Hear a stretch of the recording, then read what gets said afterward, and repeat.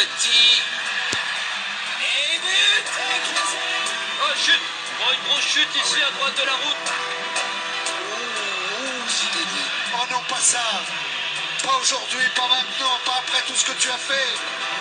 Allez. Il s'appuie comme un gros, comme un Allez, champion il peut réussir, allez. Il va le faire, il va le faire. Il va faire marche tranquille au championnat du monde de Paris. Et attaque de Villarreal, Je crois qu'après avoir vu ça, on peut mourir tranquille. Enfin, le plus tard possible, mais on peut. Ah, c'est super. Et ben, bonsoir à toutes et à tous, hein, bienvenue sur Sport 39. J'espère que vous allez bien en ce début de semaine. Un week-end qui a été très très riche en actualités sportives, avec notamment le week-end de Coupe de France de VTT. On va revenir sur cette info avec notre invitée du soir, Tatiana Tournu, qui nous a rejoint. Donc on va la recevoir d'ici quelques instants.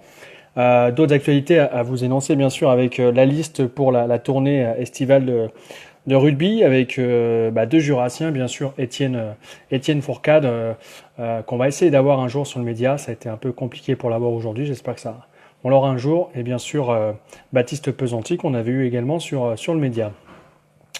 Après avoir dit tout ça, de toute façon, il y avait aussi le foot, pas mal d'actu transfert. On fera un petit live là-dessus dans quelques semaines, mais place au VTT avec notre amie Tatiana. Et d'ailleurs, hein, c'était un super week-end pour le VTT Conliège avec une superbe organisation et également du super niveau avec. On viendra avec Tatiana, mais c'est vrai que la course élite dame a été exceptionnelle, les garçons également. Donc on va revenir avec elle avec tout ça.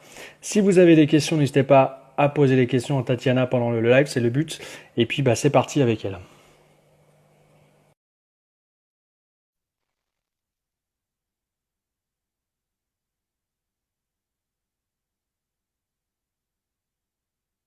Bonsoir Tatiana. Bonjour. Merci d'avoir accepté l'invitation assez tardivement hein, ce matin pour l'émission de ce soir.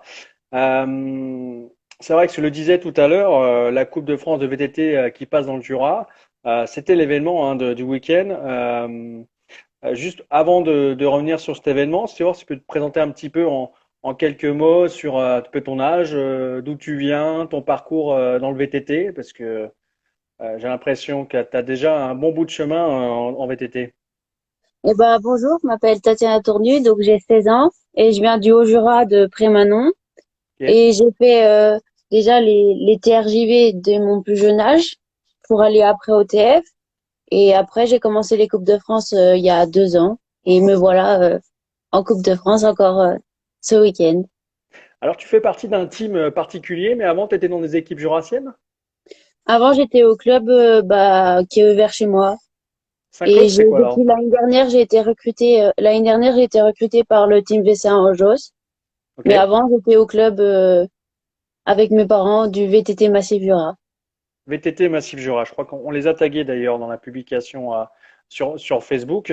Alors, avant de revenir sur on va rester 25 minutes à peu près ensemble, Tatiana, sur la soirée. N'hésitez pas à poser des questions. Avant cette étape de Coupe de France à Lons, il y avait également la première étape qui a eu lieu il y a quelques semaines du côté de Guéret. Je connais bien, où tu as brillé avec une deuxième place et une première place le lendemain, le dimanche. Oui. Euh, Attaquer comme ça une première étape de Coupe de France, j'imagine que tu étais arrivée quand même plutôt confiante à Lons, quoi. Bah oui, puis je connaissais déjà mes adversaires, on les voit tout le temps, on a beaucoup de courses ensemble et oui, c'est vrai que quand tu commences avec une victoire, tu as envie de continuer pour la suite, de faire pareil après et encore après. Ouais. Et surtout, entre vous, au niveau junior, moi je connais pas trop, c'est pour ça que j'essaie de savoir un petit peu. Le niveau en VTT dans ta catégorie, c'est très homogène? Bah il y a des petits trous, enfin on a un gros niveau, je pense, et il Hmm. y a plusieurs filles qui sont assez fortes, oui. Et après peut-être un peu moins derrière, mais devant il y a du monde. Et comment t'es arrivé du coup? Alors j'imagine c'est une histoire de famille, mais dans le VTT, ouais, c'était pas ton père qui t'a un peu initié? Bah, toute la famille. J'ai fait du Ouais. vélo depuis mon plus jeune âge. Je sais pas, je m'en souviens pas, mais depuis toute petite, je suis sur le vélo, donc c'est un peu une habitude maintenant. Bon, j'espère que tu te déplaces à vélo quand même aussi, un petit peu quand même. Bon, on essaye, mais Ouais. l'école, c'est pas tout près, aller en cours, c'est pas tout près, rien n'est tout près, donc, on fait le vélo quand on peut. Parce que du coup, tu fais tes études où alors? Et bah, dans une petite ville, à Morée, qui Ouais. est à une vingtaine de minutes de là où j'habite. Ok. Donc, je suis au lycée. Et t'es en seconde générale, t'as pas de spécialité pour l'instant, hein, si je Non, dis je pas de suis en bêtises. première. Je suis Ah, en première. première générale. Et oui, Ouais. bah, il y a les options comme le nouveau bac et j'ai pris Ok. des options. Bon alors quand tu arrives sur ce week-end de Coupe de France, presque enfin, à domicile, t'arrives dans quel état d'esprit? Parce que tu te dis, oula, va y avoir du monde que je connais, ils vont tous venir me voir. Ça te met un petit peu de pression. Comment on vit ça? Non, Non? non, pas de pression, non. On vit ça comme les autres courses, comme le reste du temps, normal. Faut pas se mettre D'accord. la pression, faut juste faire ce qu'on sait faire et puis voilà, se faire plaisir Ah, et tout ira bien. ouais. Alors tu faisais partie de la course junior élite, espoir, pardon. C'est Hmm. ça, hein? Juste junior et on est parti en même temps que les élites et les espoirs. Ah donc tu étais sur la même ligne de départ que Pauline Fréand-Prévot C'est et ça, Johanna Lecomte alors. c'est ça. Bon, pas sur la même ligne entre guillemets parce qu'elles étaient Oui, peut-être dans devant, le même j'imagine. départ, on va dire, mais oui, un peu plus derrière, mais dans le même départ, en même temps.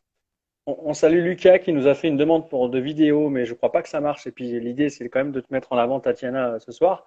Euh, Justement, quand on croise ces sportifs, ces deux sportifs de haut niveau qui vont faire les JO, tu as pu un petit peu les apercevoir. Alors pas longtemps, parce que du coup, c'est juste sur la ligne de départ, à mon avis, mais tu as pu échanger un peu avec elles ou c'est avec le Non, PCR, c'était un peu compliqué, enfin avec le Covid non, et tout. on n'échange pas trop, mais de les voir déjà, c'est impressionnant de se dire que je cours en même temps que des gens qui sont champions du monde. Ouais, c'est impressionnant quand même.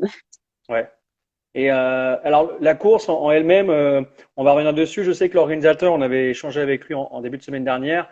Il nous avait décrit un petit peu le parcours, un parcours relativement roulant, un peu plus de 4 kilomètres la boucle. Vous aviez fait combien de boucles du coup?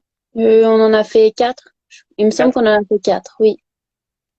Et en lisant le papier de mon ami Baptiste ce matin dans le Progrès, par rapport à tes réactions d'après-course, ça n'a pas été si simple pour toi, j'ai l'impression, cette course. Non, ça a été compliqué. C'est vrai que on était deux juniors au coude à coude et elle est revenue, puis après elle est repartie et elle a crevé, donc après j'ai plus revu. Mais on a Comment, été longtemps pas trop loin. comment elle Fallait la s'appelle? maintenir à distance, quoi. Comment elle s'appelle du coup, ton adversaire principal? Olivia Honesti. D'accord, donc c'est une fille que tu croises, comme tu disais, régulièrement sur les Coupes de France, quoi. Oui. Et, euh, et par rapport à cette victoire, donc c'est ta deuxième victoire, enfin deux victoires, une médaille d'argent pour l'instant. Du coup, tu es en tête du général, du circuit Coupe de France. Euh, Ça peut t'ouvrir d'autres portes pour la suite. C'est quoi un petit peu le process de cette Coupe de France après? Et ben, en même temps que les Coupes de France, on a les Junior Series, donc c'est un peu les Coupes du Monde Junior. Et Ok. c'est tout en parallèle. C'est pour ça que je connais aussi bien. On est tous les week-ends, peu importe si c'est en France ou à l'étranger, il y a toujours les mêmes filles. C'est pour ça que je les connais bien aussi. Et donc la Coupe de France, c'est des courses parmi d'autres. C'est pas juste la Coupe de France. On a pas mal de courses, qu'elles soient en Suisse, en Allemagne, on a été un peu partout. Mais c'est tout le temps les mêmes filles. Donc ça me permet aussi de mieux les connaître et les connaître à domicile, voir un peu ce que ça donne à peu près tous les week-ends. Et d'ailleurs, si je dis pas de bêtises, Tatiana, le week-end précédent de cette Coupe de France, tu étais en Suisse où tu as gagné. Oui, c'est ça. J'étais Alors, à Gradignan en Suisse, oui. ouais. Alors, si, du coup, ça fait quand même pas mal de succès depuis le début de la saison. Est-ce qu'il y aura des championnats du monde junior où tu pourras t'aligner, choses comme ça? Oui, en août. C'est plus tard dans la saison, mais en août, oui, il y a tout ça.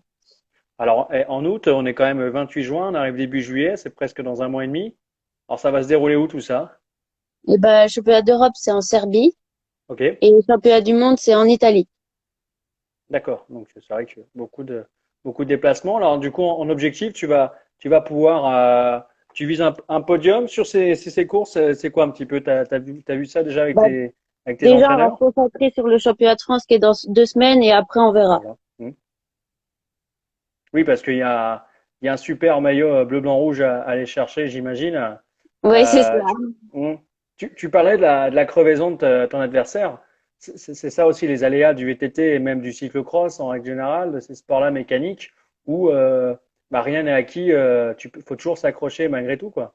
Oui, jusqu'à la ligne d'arrivée, il peut se passer plein de choses. Parce que sur la crevaison, toi, comme tu disais tout à l'heure, sur la course, t'étais un petit peu derrière, c'est ça?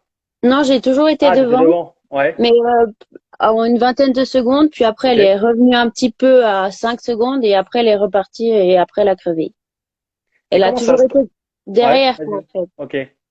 Et j'ai vu quelques images où tu as posté aujourd'hui, on voyait pas mal de supporters sur le bord du chemin à te supporter, à courir à côté de toi pour t'encourager.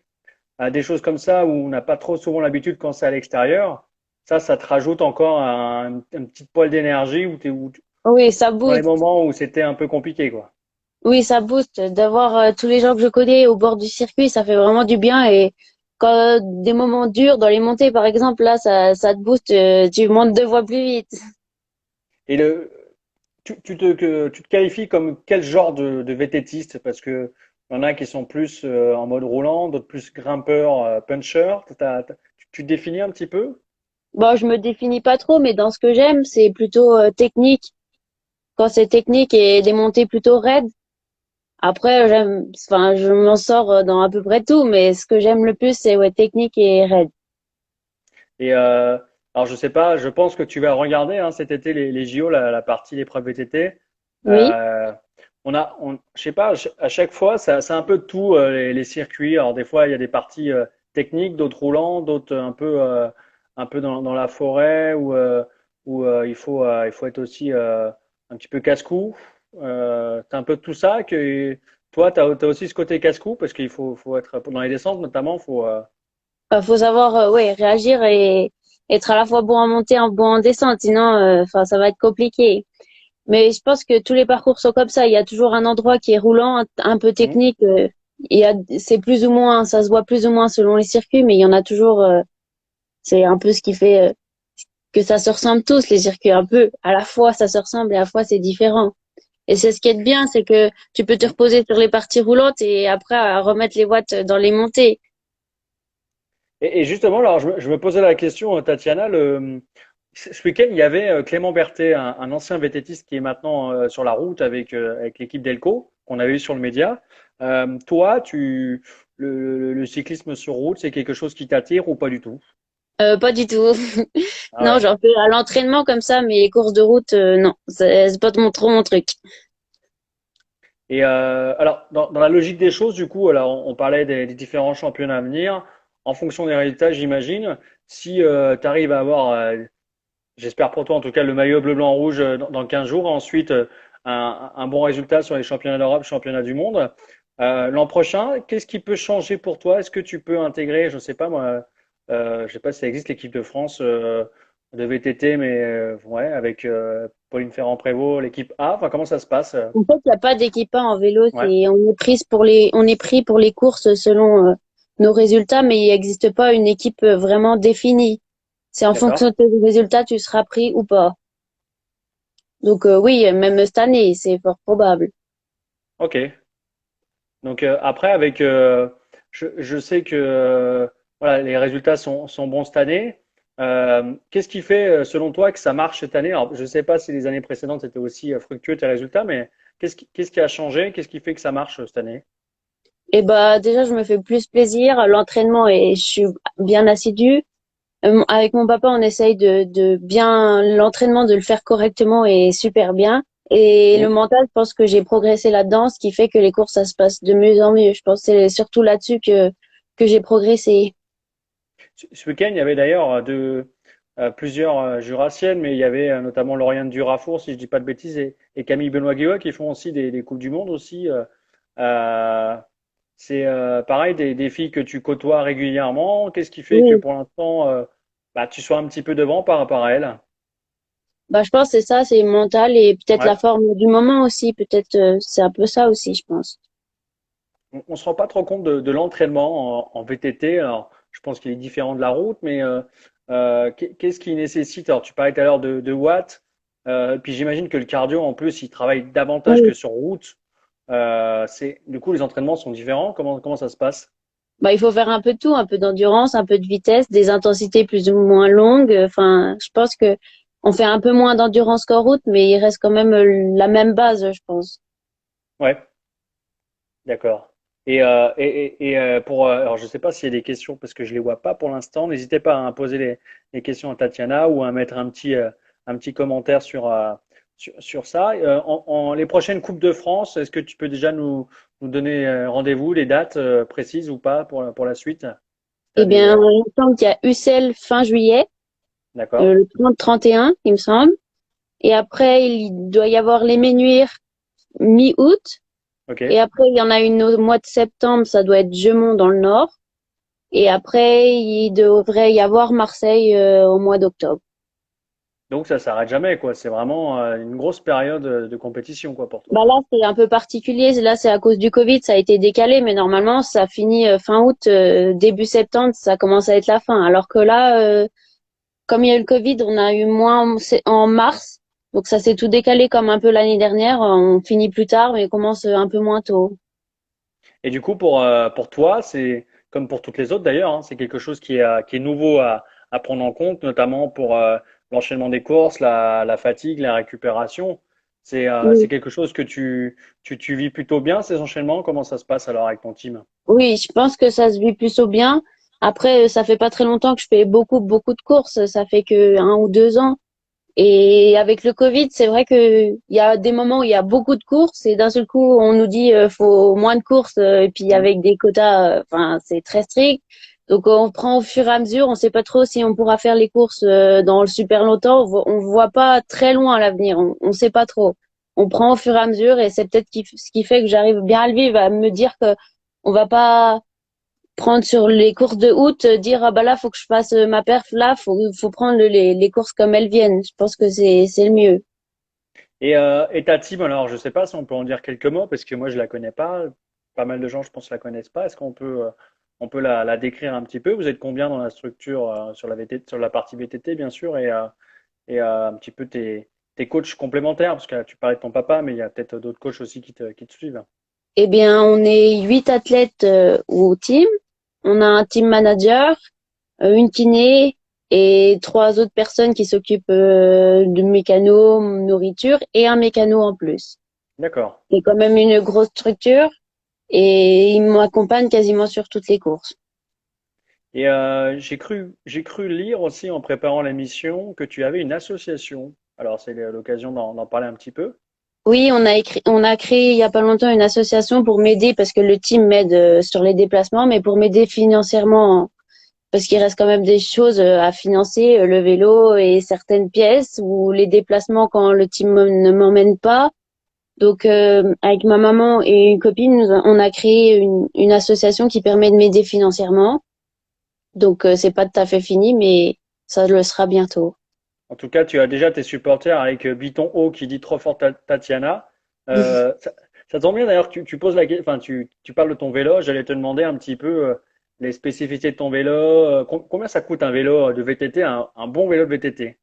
Alors là, ça j'en ai aucune idée. C'est pas toi qui paye. Ah non, ça c'est Ah pas non, moi c'est qui paye. J'ai des heureusement. gentils parents qui payent les vélos. Oui, parce que pareil, ce vélo, tu dois changer des choses régulièrement pour Oui, l'entretien. Comment ça se passe? oui. Parce que c'est un peu comme une voiture, comme Bah, voilà, c'est comme comme une voiture, il y a toujours des trucs qui cassent. Faut changer, par exemple, selon si c'est sec ou boueux, faut changer les pneus. Après, la transmission, elle s'use. Et c'est comme les voitures. Les voitures, les freins, quand tu les uses trop, les pneus, bah, c'est pareil, tout se change. Donc, à un moment, il va falloir changer forcément quasiment toutes les pièces sur le vélo et elles vont y passer. oui, c'est Et sûr là, que ça arrange pas les ouais. choses parce que la boue qu'on a eue à Nové Mesto ou à Albstadt, le vélo, il est vraiment, il en a pris cher. Le sable, ça a tout usiné, il fallait quasiment tout changer. Ah oui, donc ouais, du Alors, coup pas ça tout, fait mais une grande un partie. gros, du coup ça fait un gros budget réparation sur cette étape, quoi. Oui. D'accord, ouais, ouais, c'est vrai que c'est assez impressionnant. Alors une saison, donc Oscar, hein, merci Oscar pour ton petit commentaire, hein, je vais le dire. Un vélo pour une saison, ça coûte entre 8 000 et 10 000 euros. Donc c'est vrai que ça demande pas mal de budget. Alors hors Mais après, déplacement, hein, bien sûr, hein. ce qu'il y a de bien avec le team, c'est que le vélo, c'est eux qui me le payent. Et une Mhm. partie des pièces, et par exemple le casque, la tenue, les gants, tout ça, c'est eux qui me qui me le fournissent pour l'année. D'accord. Donc Ouais, déjà, donc, c'est ça qui a déjà pas acheté. C'est ce qui fait un peu de bien quand même parce que tout ça, ça coûte aussi des sous. Et pouvoir nous aider au niveau matériel, c'est bien aussi. et est-ce que tu as déjà des partenaires hein, qu'on peut peut-être citer ou des gens enfin des partenaires, des entreprises qui te soutiennent un petit peu déjà ou pas? Bah, tout avec le team. On a Ouais. le KTM qui nous soutient pour le vélo, Stuntour qui nous soutient pour tout ce qui est les suspensions et la fourche. Après, on a par exemple Astérion pour les roues. Ouais. Et après, pour le sponsor financier du team, il y a Anjos, c'est une grosse entreprise de ventilation. Ça, c'est Mhm. plus ce qui est financier qui nous aide sur les déplacements, tout ça. Et après, il y a plein de petits sponsors pour nous aider, ne serait-ce que des petites pièces sur le vélo ou nutrition ou financièrement qui donnent quelque chose. On voit souvent dans le vélo notamment hein, que les sportifs et les sportives doivent mener un double projet scolaire et professionnel. Toi, tu es en première. Tu disais que tu as déjà des pistes pour tes études. Tu veux faire quoi du Oui. coup après? Bah, j'aimerais bien faire ingénieur dans les matériaux, mais après ça D'accord? se profilera au fur et à mesure. Plus on avancera dans les années. Là, j'ai encore un petit peu le temps et il faut finir le lycée déjà. Et Oui. après, on verra, mais c'est ce que j'aimerais bien faire. Et réussir à faire vélo et études, c'est vraiment ce que je veux vraiment. On salue d'ailleurs Julien Després qui a mis un petit commentaire de soutien pour toi, qui te félicite pour cette victoire. Tout à l'heure, on parlait juste rapidement, ça m'est revenu en tête la question que je voulais te poser, on parlait de mécanique, de changement de route, des choses comme ça. On voit souvent dans le Tour de France qui a lieu actuellement avec quelques Jurassiens, quand il y a des chutes, des fois on voit des coureurs qui sont un peu empotés pour changer hein, une roue, pour voilà, la mécanique, c'est un peu. Toi, t'es un petit peu mécano ou pas? Les roues, ça devrait aller, mais le reste, Ouais. non, ça semble compliqué. Bah, il y a mon papa qui sait bien faire ça, donc heureusement. Mhm. Et puis après, sinon, il y a le mécano du team quand on est sur les déplacements. Mais moi, c'est compliqué. Parce que là, tu parlais tout à l'heure d'une crevaison pendant la course de ton adversaire principal. En plus, j'imagine en fonction du lieu où elle crève, des fois, il n'y a pas l'assistance, il faut marcher, courir avec le vélo Oui, pour te faire dépanner, quoi. c'est ça. Elle n'a pas le droit de changer n'importe où. Faut qu'elle aille juste à la zone technique à pied ou en vélo selon comment c'est crevé. Et après, c'est soit elle qui change, si elle s'est changée, mais souvent c'est le mécano qui change. D'accord. Alors, il y a 15 jours, Tatiana, il y avait, ouais, ça fait 15 jours maintenant, enfin, c'était le 12 ou le 13 juin. Le Jura a connu des heures de gloire dans le cyclisme avec le titre d'Evita Music sur route, du Oui, côté d'Épinal. Dans 15 jours, bah, c'est ton tour, on espère. on Euh, espère. la question, c'est qu'après un titre national, est-ce qu'on peut voir plus haut est-ce qu'il y a vraiment un écart entre le niveau national et le niveau européen, voire international?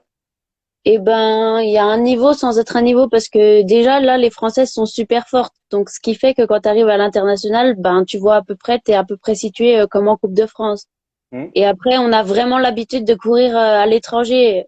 J'ai fait quasiment toutes mes courses avec les européennes. Après, Ok. mondialement, les américaines viennent pas souvent vu qu'elles sont loin, mais elles sont venues 2 fois et on voit qu'elles sont comme nous, elles sont pas plus fortes ou moins fortes, c'est à peu près pareil. Donc, je pense que le niveau est égal partout, en France et à l'international.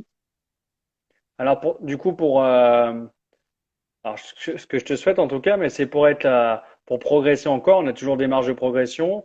Vers où tu peux gagner du temps, gagner un petit peu peut-être au niveau de la puissance, j'imagine. C'est où tes axes de progression?